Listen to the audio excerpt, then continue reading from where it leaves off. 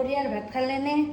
আমি এতিয়াহে খাব লৈছোঁ। পিছে আজি মই দুপৰীয়াৰ সাজত কি বনালোঁ? এইফালে মই মানে সৰিয়হ দি কোমৰা ভাজি বনাইছোঁ। সৰিয়হ দি কোমৰা ভাজি। তাৰ পাছত আছে আকৌ ইফালে এইটো হৈছে পুৰি পাত ভাজা। আমি মানে পুৰি পাতটো যে এইটো ধুনীয়াকৈ দুই চিঙা কৰি লৈ মানে পুৰি পাত ভাজোঁ। তাৰে পাছত আকৌ ইফালে আছে পদিনা বটা। পদিনাটো মানে সুঠি টেঙা বুলি যি কয়, সেই টেঙাটো দি মানে এইটো বটছোঁ আৰু মানে মিক্সিত মাৰা নাই, মানে পাততে বটছোঁ।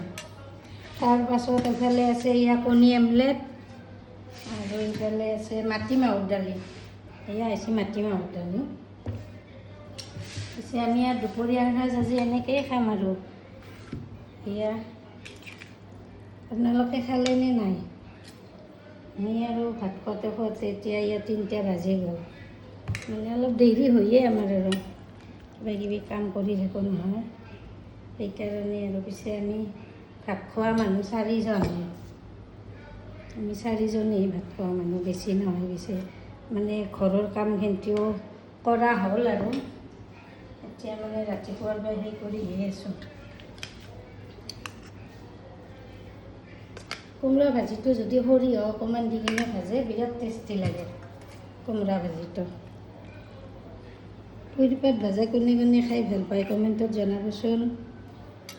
মই মানে এনেকুৱাকৈ আমি 4জন যিহেতু আৰু দুপৰীয়াৰ যেনেকৈ খাম আৰু।